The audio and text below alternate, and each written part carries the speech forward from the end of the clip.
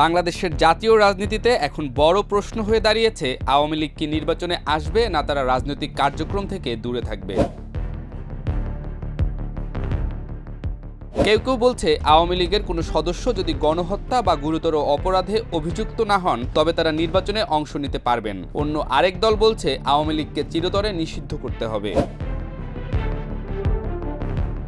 আওয়ামী লীগের ভদ্রলোকদের যদি নির্বাচনের সুযোগ দেওয়া হয় তাহলে কার নেতৃত্বে নির্বাচন করবে তারা? এ প্রশ্ন ঘুরপাক খাচ্ছে সাধারণের মনে। কিংবা আওয়ামী লীগ নেতাদের মধ্যে থেকে দুধে ধোয়া তুলসী পাতা কিংবা ভদ্রলোককে সেটা খোঁজার দায়িত্ব নেবে কে? আর আওয়ামী লীগ প্রসঙ্গে হঠাৎ করেই সরকারের দায়িত্বশীলদের এমন নমনীয় শব্দচয়নে সাধারণের সন্দেহ হতেই পারে, তাহলে কি ফিরিয়ে আনা হচ্ছে আওয়ামী লীগকে?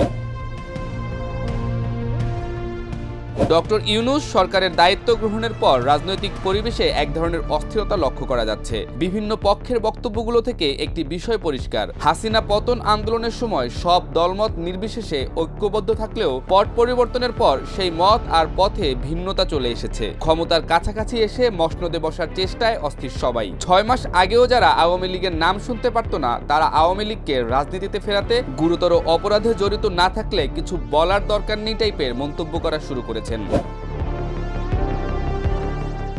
বিশেষত ছাত্র আন্দোলন ও ক্ষমতার কেন্দ্রে থাকা একাধিক পদের নানা দাবি বাংলাদেশের রাজনীতিতে শ্বাসরুদ্ধকর পরিস্থিতি তৈরি করেছে। এই অস্থিরতার মাঝে জাতির সামনে বড় একটি প্রশ্ন উঠেছে, আওয়ামী লীগ কি পুনরায় ফিরে আসবে নাকি অতীতের ভুলগুলোর জন্য বহিষ্কৃত থাকবে?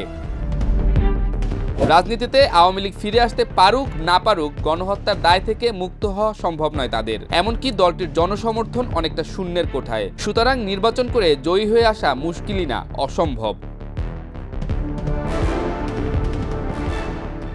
এদিকে আসিফ মাহমুদ সজীব ভুঁইয়া বলেছেন, যারা গণহত্যায় অভিযুক্ত নন তারা নির্বাচনে অংশ নিতে পারবেন। কিন্তু এই কথার কারণে সরকারের রাজনৈতিক অবস্থান আরো জটিল হয়ে যাচ্ছে। কারণ যাদের বিরুদ্ধে জাতির কাছে অভিযোগ রয়েছে তাদের ফিরে আসার সুযোগ বা কিছুটা সুবিধা দেওয়া মানে রাজনৈতিক অস্থিতিশীলতা সৃষ্টি করা।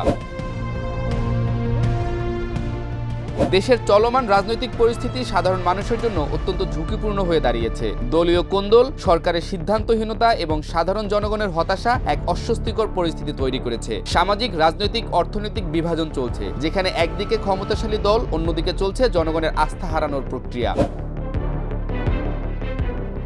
রাজনৈতিক দলগুলো টানাপোড়েনের ফলে দেশে আইনের শাসন এবং ন্যায় বিচার নিশ্চিতে সমস্যা তৈরি হচ্ছে। বিচার বহির্ভূত সিদ্ধান্ত, একে অপরকে দোষারোপের সংস্কৃতি এবং সুষ্ঠু নির্বাচন না হওয়ার কারণে সাধারণ জনগণ এখন তাদের মৌলিক অধিকার থেকেও বঞ্চিত হচ্ছে।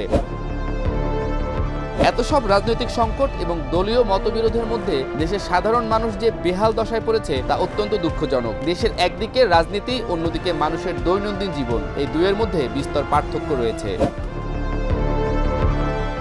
দেশবাসীর দাবি, সরকারের উচিত রাজনৈতিক সংকটের সমাধান করে জনগণের জন্য একটি শান্তিপূর্ণ ও ন্যায়সঙ্গত পরিবেশ তৈরি করা।